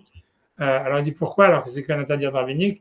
Mais Gam Ken Kanaim Pogimbo, parce que si jamais il le fait en public, les Kanaïm peuvent le tuer. Avec Gilou Yarayot, Veyarek Valia Avor. Et donc, normalement, ça rentre dans le guédard de Gilou Yarayot. Il faut se laisser tuer plutôt que de le faire. Et ça, encore une fois, ça, c'est pas vrai. Ça veut dire que ça, d'après tous les post-kim, ça, je sais pas pourquoi il a dit ça, c'est que tu vois, normalement, d'après tous les décisionnaires, si jamais quelqu'un on le force à avoir des relations avec une non-juive, il peut pas se laisser tuer pour ne pas avoir de relation avec la femme. Il y en a qui disent qu'il a le droit, mais en tous les cas, il n'est pas obligé, ça c'est sûr. Il y en a qui disent qu'il n'a même pas le droit. Ça veut dire bref, parce que c'est quand même un rabbinique. Donc, tu n'as pas le droit, en fait, c'est une discussion. Si quelqu'un a le droit de mourir pour ne pas transgresser un intérieur rabbinique s'il veut. Mais la plupart, beaucoup disent qu'il n'a pas le droit. Mais même ceux qui disent que quelqu'un a le droit de le faire, ça veut dire, c'est sûr que c'est pas obligé, quoi. Donc, tu vois, mais lui dit, voilà, c'est venu ou tard, malgré tout, c'est permis. Donc, lui dit, ça serait ça la permissivité, tu vois, c'est de dire qu'en fait, que comme, en fait, même avoir des relations avec une femme non juive, ça peut être direct valide à avoir s'il le fait en public, ce qui n'est pas vrai. C'est là où est-ce qu'il apprend, en fait, que on peut, ça veut dire, utiliser boire du vin d'Avodazara dans la guerre. Donc, mais tu vois, mais pour moi, bon, c'est très difficile, tu vois, ça veut dire, voilà, je veux dire, bon, bref, tu vois, ça veut dire, parce que c'est pas vrai, simplement, la halakha, elle est pas vraie qu'il y va y avoir sur avoir une relation avec une femme non juive en public. Tu vois, c'est difficile, tu vois, ce serait difficile. En plus, c'est fait en public, et ici, la Torah qui déclare la peine en public. Et pour moi, ce que j'ai voulu dire, c'est plus simple que ça. Moi, mais c'est un truc qu'encore une fois, j'ai recherché la source, mais je l'ai pas trouvé. Et pourtant, je suis sûr que c'est vrai, la halakha que je dis. Ça veut dire, je veux dire, c'est quoi la halakha que je veux dire? C'est que, est-ce que si jamais quelqu'un il viole une femme, est-ce que la femme elle a le droit de se défendre et de tuer son agresseur d'après la halakha? Et tu vois, en fait, donc ça veut dire, en fait, ce qui est sûr, c'est que si jamais la femme elle est mariée et que c'est sûr que oui, tu vois, ça veut dire que ça, il n'y a aucun. Parce que tu vois, si jamais la femme elle va transgresser elle-même un interdit de la Torah, si par exemple elle est violée par son frère ou elle est violée par son père ou violée, j'en sais rien, par quelqu'un que c'est un interdit de la Torah où il y a une passivité de peine de mort, etc. Une arayot, tu vois, ça veut dire, c'est clair que ça, la Gemara a dit que évidemment, la femme, elle peut tuer son agresseur, mais même n'importe qui est un spectateur, il est obligé de tuer l'agresseur. Enfin, il a le droit, il a l'obligation. C'est-à-dire, si jamais il peut pas sauver la victime de cette manière, il a une mitzvah de tuer l'agresseur. Par contre, ça veut dire que si jamais il n'y a pas d'interdit, imaginons une femme célibataire qu'elle est violée par un mec. Et donc, en fait, l'idée, c'est que donc il n'y a pas d'interdit de la Torah. Donc là, la Gemara a dit qu'en fait, si jamais, bon, évidemment, il faut essayer de sauver la victime, mais si la seule manière de sauver la victime, c'est en tuant l'agresseur, d'après la Gemara, a priori, on n'a pas le droit, un spectateur, il n'a pas le droit de tuer l'agresseur. Parce que tu vois, qu'est-ce qu'il fait? Tu vois, ça veut dire, comme il n'y a pas d'interdit de la Torah technique, donc en fait, tu vois, il semblerait que, tu vois, si tu veux, un spectateur, une tierce personne, elle n'aurait pas le droit de tuer l'agresseur. Mais moi, ce que je suis sûr, avoir lu quelque part, que la victime, elle peut tuer l'agresseur. Tu vois, ça veut dire. Et tu vois, pour moi, et quand j'avais dit ça, parce que quand je parlais en France, j'ai marqué ça dans mon livre, et quand j'ai fait en France, tu vois, à Paris, quand j'avais fait la conférence pour le livre, là, ce truc, tout le monde m'a sauté dessus, ça veut dire, il y avait plein de rabbinim là-bas, etc. Ils m'ont dit non, c'est pas vrai, c'est pas vrai. S'il n'y a pas d'interdit de la Torah, la victime, elle peut pas tuer l'agresseur. Et moi, je sais pas, j'arrête, je sais pas, parce qu'après ça, quand j'ai cherché la source, je l'ai pas trouvé, bien que j'ai pas vraiment cherché beaucoup, en fait, pour vous dire la vérité. Mais enfin, j'ai pas bien cherché. Mais moi, à mon avis, c'est sûr, je sais que j'ai lu quelque part, j'en suis sûr que c'est vrai, que la victime, elle peut tuer l'agresseur, et ça, c'est logique, tu vois. Pour moi, la source, c'est simplement du fait que dans la Torah, quand elle parle d'un viol, elle appelle ça, c'est comme un crime, tu vois, tu vois, ça veut dire, tu vois, quand la Torah, elle dit, ça veut dire, attends, une seconde, je vais essayer de vous ramener le passouk, si je n'ai pas de problème, une seconde.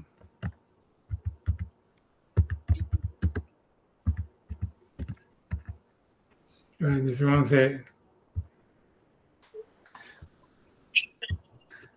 tu vois, ça veut dire, ici, c'est quand la Torah nous parle du viol dans des varim, elle dit voilà, si jamais imbasade morasa, c'est sûr que là-bas, on parle d'une fille qui est fiancée. Donc, c'est pour ça, tu vois, donc mariée, quoi. Donc, c'est pour ça que, ok, le cas n'est pas le même, mais pour moi, c'est surtout la terminologie du pasouk que je prends. Tu vois, c'est imbasade morasa. Si jamais un homme, il a trouvé la fille qui était fiancée, Berzik Bar Aïch, et le type, il a pris de force Bejaravima, et il l'a violée, Oumed Aïch, et donc il va être mis à mort celui qui a Ravima Levado, donc doit être il est passible de peine de mort celui qui a des relations avec elle lui seul. Velanara Lota Sedavar, et à la fille, tu ne feras rien. La jeune fille, elle n'a pas de possibilité de peine de mort, parce que le passage qui dit qu'il cache Yakum Ish al ou parce que c'est comme si un homme il vient sur son ami Nafesh et qui le tue et qui prend son âme, Kanadavarazé, ainsi cette chose-là. Tu vois, ça veut dire, après, comme le verset dit, qu'il va s'aider Metsa parce qu'il a trouvé dans un champ, Saaka Nahara, ça veut dire la fille, elle a crié à Morassa qui était fiancée, Ben Moshi Allah, et personne ne l'a sauvé. Donc de là, on apprend, tu vois, que c'est comme un crime et que donc on peut tuer le type qui va attaquer, violer une femme. Ou un homme, évidemment, à plus forte raison. Mais tu vois, mais le truc, c'est. Mais le truc, c'est que tu vois, ça veut dire, mais tu vois, les types, ils m'ont dit, oui, mais ça parle d'une femme mariée puisqu'elle est morassa, etc. Moi, je pense que la terminologie du pasouk, du fait qu'on dit que c'est comme un crime, tu vois, ça veut dire, je pense pas que, tu vois, je pense pas que ça, tu vois, on a l'impression que le viol, c'est comme un crime, point à la ligne, tu vois. Donc, de la même manière que si quelqu'un vient t'attaquer, tu peux le tuer. C'est la même chose, si quelqu'un vient te voler, tu peux le tuer. Pour moi, ça me paraît évident, mais rien que je veux vous dire que d'une manière, j'ai marqué ça dans le livre, tout ça, et en fait, je sais pas pourquoi, tous les mecs qui étaient là-bas dans la conférence, c'était pour des amis des Rahim, donc je me dis, je veux pas, c'est pour ça que je veux pas, ça veut dire, ils m'ont dit, non, il n'y a pas de choix, d'après je comprends, c'est pas comme ça. Je sais pas, en tout cas, moi, je suis pas, j'ai du mal à croire, on va dire. Je peux dire un truc super dorrak, genre probablement tiré par les cheveux, mais ouais. quand même. Parce que vous vous rappelez quand vous avez enseigné que si quelqu'un il rentre chez quelqu'un pour le voler, et il rentre. Il a gagné parce qu'on aurait pu le tuer, voilà. Et ça veut dire parce que, en fait, d'après la Torah, si quelqu'un vient chez toi pour te voler, il faut t'avoir tué. Donc, si tu ne l'as pas tué et que tu as laissé repartir, donc ça veut dire que maintenant, c'est lui ce qu'il a pris. Alors, est-ce que quand il y a un viol, il y a vol? C'est vrai, c'est ce que moi j'ai pensé, c'est ça ce que moi j'ai fait, c'est ce que j'ai dit, tu vois. Ça veut dire, moi, j'ai fait moi, dans mon livre, dans le livre, si tu regardes, j'ai fait ressembler les deux choses. J'ai dit, en fait. Ah, bah voilà, c'est de là. Ouais, bah oui, c'est de là que je. Bah oui. Bah oui. Eux, ils étaient pas, tu vois, ils ont dit non, tu vois, blablabla, tu vois, ils voulaient dire qu'en fait, si tu veux, il n'y a pas de. Ça veut dire quelqu'un qui est, tu vois, pour eux, ils disent non, parce qu'en fait, comme je dis, quand j'ai cherché une source, honnêtement, je suis sûr que si je regardais bien, je trouverais, mais tu vois, ça veut dire, dans le Shulchan Aruch, c'est pas marqué ni dans la Gemara, tu vois, au fond. Pour moi, c'est évident que c'est comme ça.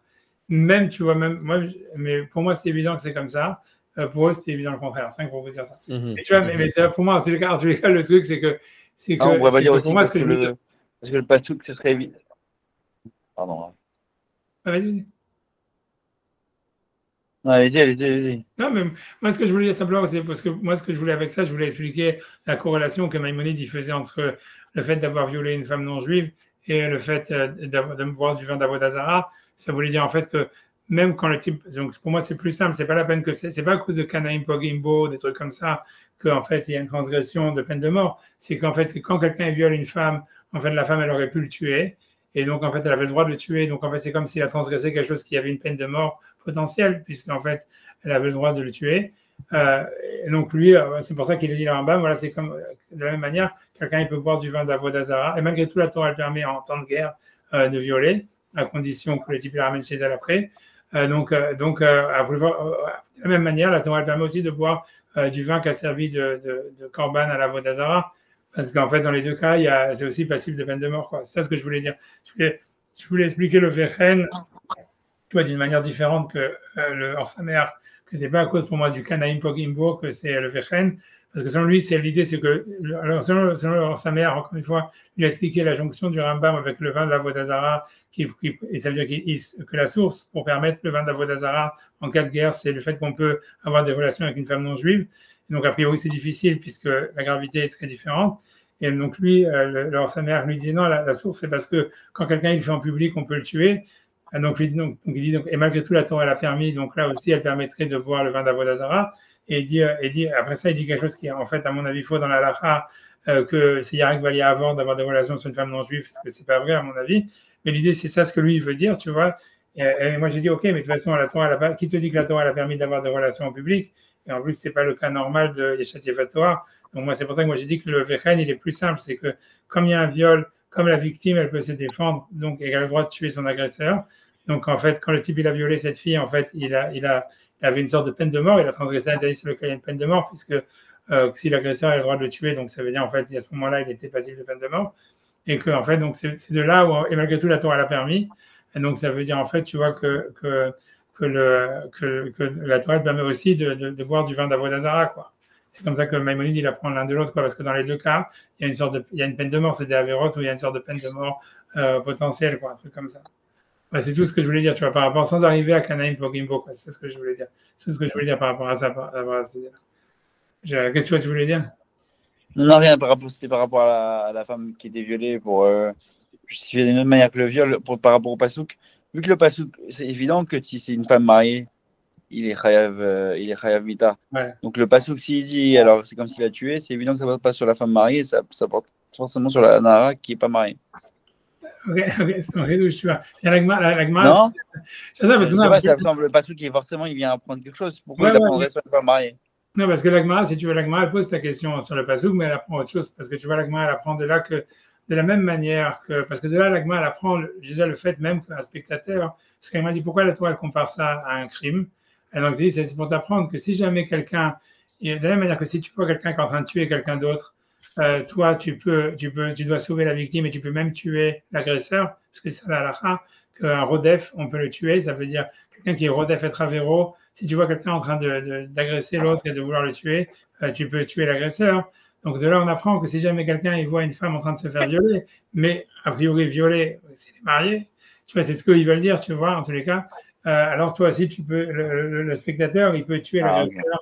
Tu vois, mais c'est ça ce qui veut dire. C'est ça, dans l'Agmara, c'est ça la comparaison avec Otsear. C'est deux choses. C'est d'abord, on apprend de là, Yarak Valia Avor. Ça veut dire que si on apprend que dans un rapport interdit, c'est-à-dire si une femme mariée ou avoir des relations avec une femme mariée, si on te dit, est-ce que tu peux avoir des relations avec, si tu as pas des relations avec cette femme-là, alors je te tue. Alors c'est Yarak Valia Avor parce que c'est comparé comme tuer quelqu'un d'autre. On sait que tuer quelqu'un d'autre, c'est Yarak Valia Avor. Et ça, c'est une logique parce que qui te dit que ton sang il vaut plus que celui de l'autre, tu vois. Donc, ça veut dire, si Yarek Valia, on apprend deux choses de cette histoire de Otsar Nefesh. On apprend d'abord qu'il y a la halakha de Yarek Valia Avor dans les crimes sexuels, dans les interdits sexuels, et on apprend aussi que si jamais quelqu'un il peut tuer l'agresseur et sauver la victime, mais dans un cas où il y a un interdit de la Torah, tu vois, alors il peut tuer l'agresseur. C'est ce qu'on apprend de ce passage. Donc, l'agma, elle fait des drachas de Otsar Nefesh, tu vois. Et moi, je pense que c'est pas la peine de faire un drachat. L'idée, c'est que c'est le sens littéral du verset, tu vois. Mais je sais pas, tu vois, honnêtement, il faut regarder, faire plus de recherches. Et pour moi, ça me paraît évident, quoi. Et, mais j'en sais rien. Mais Kanye, c'est pas évident pour tout le monde. Mais tu vois, mais ce que je veux dire, pas ça, parce qu'il y avait une deuxième partie dans le cours, mais je vais essayer de la faire très rapidement, qui n'a rien à voir et qui n'est pas très compliquée. Je peux la faire très vite, en fait. Ça veut dire, je vais la faire très vite à l'oral et c'est tout. Parce que je sais que Sacha, il est toujours pressé, etc. Non, je suis juste en train de me faire. Non, ben. À 3 heures, on doit partir. Ok, voilà, donc ça, donc je sais. Donc, ça se laisse 12 minutes, mais donc ça, donc je vais simplement. Donc en fait, simplement, je vais essayer de dire très rapidement. C'est-à-dire, donc, il y a le. Parce que, donc, ok, donc, Maïmonide, en fait, donc, je ne sais pas si vous vous souvenez, en fait, mais dans l'Agma, dans Kiddushin, il y avait une discussion entre Rav et Shmuel. Qu'est-ce que la Torah permettait dans la Nara Morassa? Il y avait, en fait, si tu veux, il y avait un avis, c'était l'avis de Rav, qui est exactement ce que Maïmonide dit, c'est-à-dire que la Torah, elle permet la première relation, alors que, comme une sorte de viol, ça veut dire sur le front, quoi, sans aucun préalable, quoi. Et qu'après ça, la Torah lui disait, si jamais une fois que le viol il a été fait, alors après ça, il doit l'amener chez lui, et après ça, s'il veut, il peut se marier avec elle. Ça, c'était l'avis de Rav. Et ensuite, tu vois, il y avait l'avis de Shmuel. Je vois que lui disait que non, que la Torah n'a jamais permis, même la première relation sur le front, on n'est rien du tout. C'est la seule relation, tout ce que la Torah elle permet, c'est de se marier. Et ça, c'est une permissivité parce que c'est pas une vraie conversion ce qui se passe, c'est une conversion un peu forcée. Et donc, mais tout ce que la Torah elle a permis, c'est de faire cette conversion forcée. Ça, c'est l'avis de Shmuel qui n'est pas retenu dans la halakha par Maïmonide. Et en fait, si tu veux, la question, elle est de dire, alors, bien que normalement, on sait que dès qu'il y a une discussion entre Rav et Shmuel, elle est comme Rav dans ce qui concerne les interdits et les permissivités. Mais le problème, tu vois, ce que le Kesef Mishneh il demande, c'est une question un peu bateau parce que, en tout cas, il dit que dans le Talmud de Jérusalem, dans Makot, en fait, c'est une discussion entre Rabbi Yohanan, c'est la même discussion, ça veut dire la vie de Shmuel, il est amené au nom de Rabbi Yohanan. Et on a une règle contre Rav et Rabbi Yohanan, à la règle comme Rabbi Yohanan. Donc, je lui dis comment ça se fait que Maïmonide, en réalité, il a tranché la halakha comme Rav, alors que Rabbi Yohanan, dans le Talmud de Jérusalem, il est opposé à cet avis, et les Mahmir, ils pensent comme Shmuel que la Torah n'a jamais permis la première relation, elle a simplement permis le mariage avec une conversion bancale. Et, ok, et donc après ça, si tu veux, le Beth Yosef, il dit que la raison pour laquelle Maïmonide, il a tranché la halakha comme ça, c'est parce qu'il dit qu'on voit que dans la Gemara, elle dit que dans l'histoire de Amnon et Tamar, ça veut dire que Amnon, c'est encore une autre histoire de viol. Tu vois que Amnon, donc il a violé. Ouais, c'est ça. Et c'est aussi une effatoire aussi là-bas, puisqu'en fait le père de Amnon et Tamar, le père de Tamar et de Absalom, c'était une Yéfatoire. Mais justement, la Gemara, elle dit que, et là on apprend justement que quand quelqu'un est avec une Yéfatoire, il a un fils sur Moré, parce que Absalom, il s'est révolté contre son père, il a eu des relations avec ses femmes, etc. Mais ça veut dire, l'idée c'est que, tu vois, donc maintenant, parce qu'il faut que j'essaye de truquer, ça veut dire, 2 secondes, j'essaie de réfléchir, mais ce que je veux dire, donc le Bet Yosef, il dit, je fais très vite, le Bet Yosef, il dit, le Kesef Mishneh, il dit que la raison pour laquelle Maïmonide, en fait, il a tranché la halakha comme Rav, c'est à cause de l'histoire de Amnon et Tamar. C'est du fait que la Gemara, elle dit que Amnon, parce qu'on voit dans le verset du Tanakh, David, le copain de Amnon, il dit à Amnon, si tu te demandes en mariage, et c'est plutôt Tamar qui dit ça à Amnon, elle lui dit en fait, si tu veux te marier avec moi, David, il t'empêchera pas, donc tu pourrais te marier avec moi. La question, elle est pourquoi, comment c'est possible, puisqu'en fait, ils avaient le même père. Et donc, en fait, si tu veux, la Gemara, elle explique que non, en fait, oui, c'était le même père, mais comme en fait, David, la mère de Amnon, qu'ils appelaient Maacha, en fait, c'est une Yéfatora, donc c'est-à-dire que David, il avait des relations avec elle sur le front, et elle était tombée enceinte, et donc en fait, et de là était née Tamar. Donc Tamar, en fait, elle avait un statut de convertie, parce qu'en fait, sa mère, elle était tombée enceinte d'elle avant la conversion dans la première relation, et donc le frère qui voulait se marier avec elle, qui était amoureux d'elle, c'était Amnon. Lui, en fait, voilà, donc il n'avait aucun lien de parenté avec Tamar, puisque la mère de Tamar, elle n'était pas convertie avant, elle a été violée par David sur le front. De là, elle est tombée enceinte de Tamar. Donc, Tamar, en fait, elle a aussi le statut d'une convertie. Et donc, c'est pour ça qu'elle pouvait se marier. Elle pouvait se marier avec Amnon. Ça, c'est ce que la Gemara dit. Et en fait, tu vois, si tu veux, le Kesef Mishneh, il semble dire que c'est pour ça que le Rambam, il a tranché la halakha comme Rav, parce que cette histoire-là, on peut l'expliquer que selon Rav, mais selon Shmuel et Rabbi Yochanan, tu ne peux pas l'expliquer. Ça veut dire, puisque eux, ils interdisent la relation avant le mariage, même dans le cas d'une Yéfatoire, ils disent que la relation, elle est permise qu'après tout le processus. Donc, c'est impossible de trouver un cas où, comment elle s'appelle, où Tamar, elle aurait pu se marier avec Amnon, puisque si David, il a eu des relations avec la mère de Tamar après la conversion, etc. Donc, elle était, on va dire, affiliée à David, à la Laha, et donc elle était une demi-sœur de Amnon, donc elle ne pouvait pas se marier. Ça, c'est ce que le Kesef Mishneh dit. C'est clair? Ouais, on avait vu ce sujet-là. Ouais, on avait vu, mais tu vois, le Kesef Mishneh dit ça. Mais alors, après ça, tu vois, si tu veux, le problème, c'est que Tosfot, alors si tu veux, ça, c'est ce que Kesef Mishneh dit. Tous les commentateurs, ils demandent sur le Kesef Mishneh, ils disent, mais c'est pas une preuve, parce que ça, d'abord, c'est Rav qui le dit, et du passage juste d'un article, il n'y a pas de preuve, parce que Tosfot, il pose la question, on a vu dans Kiddushin, et répond.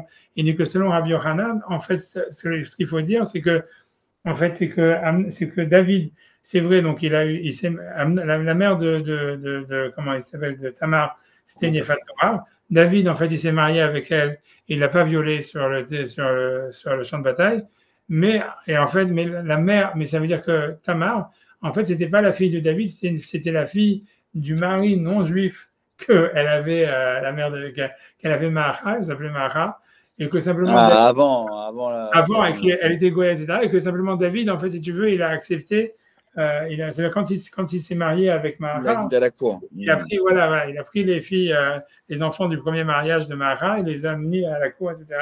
A priori, il les a convertis, tu vois, parce que s'ils étaient goy, ils ne pouvaient pas se marier non plus avec ces trucs. Tu vois, donc ça, c'est ce qu'ils disent. Donc, ils demandent sur le Kesef Mishneh comment est-ce qu'il apporte une preuve de cette Gemara, puisque, en fait, voilà, Tosfot, il a déjà répondu que selon Rabbi Yochanan, c'est possible en fait que voilà, il y avait, si tu veux, il y avait simplement, c'était la fille en fait, Tamar, c'était la fille de Mahara d'un premier mariage, et donc c'est pour ça qu'elle n'était pas fille à David, c'était une convertie.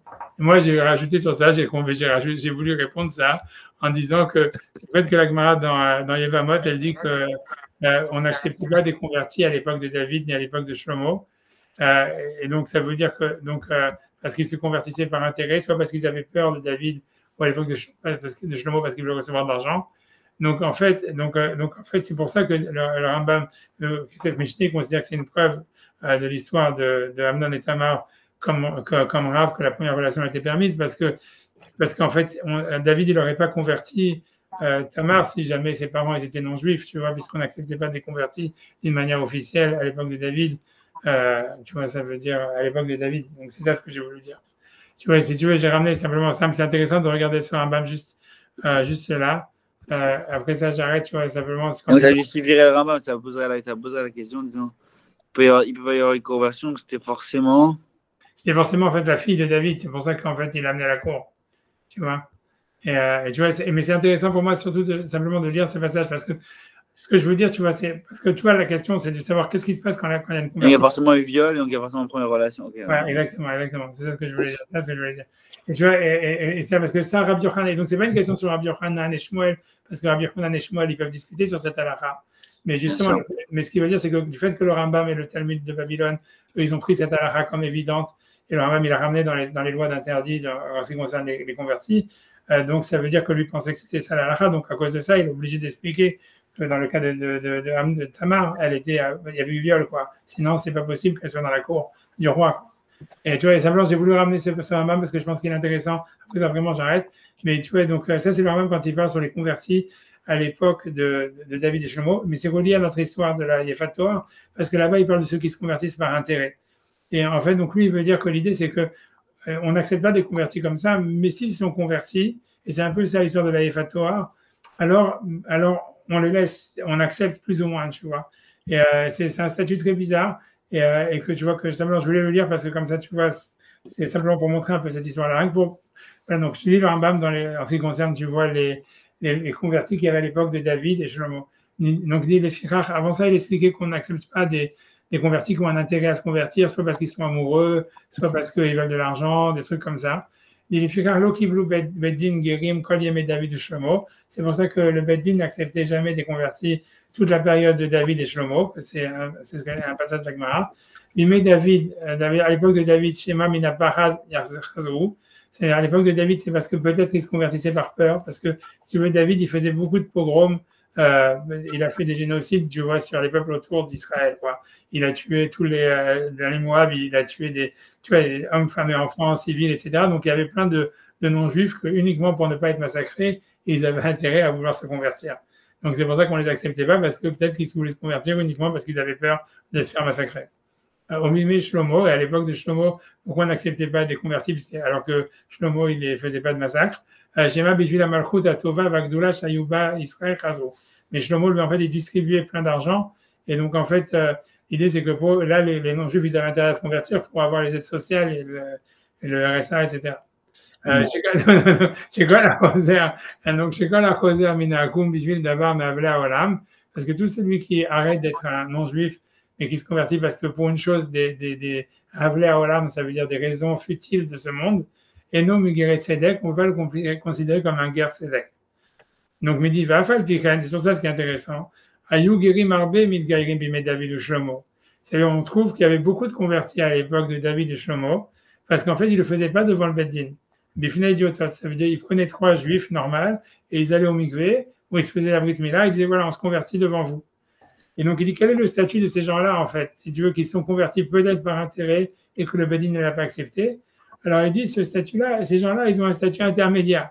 Vayu Beddin agadol kosheshim lahem, ça veut dire que le Beddin agadol, il prenait en compte ce qu'ils avaient fait. L'odochinotam, on ne les rejetait pas, rachetavlou, puisqu'ils avaient été au mikvé. Mais on ne les rapprochait pas. Jusqu'à ce qu'on voit comment ils finissaient, quoi. Comment ils se développaient dans leur judaïsme. Mais tu vois, est-ce qu'ils devenaient de plus en plus religieux ou de moins en moins religieux? Mais c'est super intéressant, ça veut dire cette idée-là de voir qu'en fait, tu vois, on a l'impression que tu vois la guéroute, ça peut être un processus, un truc comme ça. Et c'est lié avec l'histoire de la Yefat Torah, où on voit que la Yefat Torah, tu vois, elle se convertit plus ou moins parce qu'elle est forcée. On l'oblige, tu vois, ça veut dire... tu vois, c'est très compliqué cette situation. Tu vois, c'est difficile de prendre au sérieux sa conversion si on veut, puisqu'elle se convertit pour se marier, elle se convertit parce qu'on a tué toute sa famille, etc. Et tu pourrais dire, mais c'est quoi comme conversion, tu vois? Mais en fait, l'idée, c'est que, tu vois, alors on te dit que d'un côté, en général, ça se termine mal, puisque tu vois, on te dit que c'est lui qui va se marier avec une Yefat Torah, il va avoir des enfants qui sont Ben Sorer ou Moré, et à la fin, il va la détester. Et on voit que la Torah, elle essaye d'éviter, mais en fait, on ferme pas la porte complètement non plus, tu vois. Et ça veut dire, on dit, ah, voilà, si jamais elle s'est convertie, à la fin, elle accepte les mitzvot, alors on voit ce qui se passe à la fin, tu vois, un truc comme ça, tu vois. Et c'est marrant, tu vois, là, c'est tout ce que je voulais dire. Et c'est intéressant, voilà, c'est pour ça que j'ai ramené ça, c'est intéressant, voilà, comme histoire. Une autre chose, dernière idée, ce que je voulais dire aussi, c'est que, en fait, cette histoire de viol et tout ça, et que quelqu'un essaie de consoler après un viol, En fait, si tu veux, c'est un truc qui peut avoir, c'est pas simplement l'histoire de David, de Tamar avec Yehuda, mais il y a aussi, tu vois, c'est-à-dire qu'on voit que c'est ça ce qui se passe avec David et Bethsabée, puisque d'après d'après la Torah, Bethsabée, quand David il a eu des relations avec elle, elle avait 7 ans ou 8 ans, et qu'en fait, donc c'était un viol, quoi. Ça veut dire qu'elle n'était pas consentante tellement. Et que après ça, tu vois, il lui a promis que le fils qu'elle allait avoir, c'est lui qui allait monter sur le trône, etc. Et c'est pour ça que Shlomo, il a été choisi parmi tous les enfants de David pour hériter le trône. C'était parce qu'il avait promis à Bethsabée et à cause du viol, quoi. Et c'est intéressant, alors que c'était pas le premier-né ni rien du tout. Et tu vois, tu vois, c'est intéressant pour moi de dire que voilà, que on voit que le Mashiach et tout ça, etc. Et la royauté d'Israël, en fait, elle est basée par rapport à ça, où en fait, par la promesse de David, il a fait cette promesse à Bethsabée parce qu'il voulait la consoler du fait qu'il avait violé, quoi. Donc on voit que ça, pour moi, c'est intéressant. C'est peut-être pas simplement une idée tellement, ça veut dire, comment dire, tu vois, de côté, quoi, comme ça serait une idée, j'oublie comment dire le mot, tu vois, ça veut dire, c'est pas une anecdote, quoi. C'est pas une idée aussi anecdotique que ça, a priori, si la Torah, elle en fait tout un truc dans la Yafat Torah. On voit que Bethsabée, finalement, le Mashiach, il descend d'un truc comme ça. On a l'impression, tu vois, qu'il y a quelque chose de fort là-dedans. Je sais pas quoi, mais tu vois, ça veut dire que c'est quelque chose, tu vois, qui est moins anecdotique qu'on croit, quoi. Cette histoire, tu vois, d'un viol et d'après de consoler une femme violée. Tu vois, puisque la Torah, elle en fait un sujet. Selon Maïmonide, c'est ça tout le sujet de la Yafat Torah. Et même dans l'histoire de David et Bethsabée, finalement, tu vois, tout le Mashiach, il vient de ça, quoi. Voilà. Donc, je ne sais pas c'est quoi le sens caché de ça, mais oui, peut-être qu'il y a un sens plus profond que cette histoire. Voilà. Ça, j'arrête ici le cours et voilà. Il nous laisse tranquille. Voilà. D'accord. D'accord, merci beaucoup. Si vous le regardez, il y a plein de textes qu'on n'a pas vus, mais bon, il y en a vu la plupart. Le principal, on l'a vu. Je vous laisse tranquille. Merci à vous. Si Sacha doit y aller, je peux vous poser une question? Vas-y. Ouais. Merci beaucoup, Rav. J'enlève l'enregistrement, c'est comme tu veux. Ouais, plutôt l'enregistrement, c'est le cas. Merci beaucoup. Bye. Bye, merci. Bye, Sacha. Il y a encore l'enregistrement, je crois. Non, j'essaie.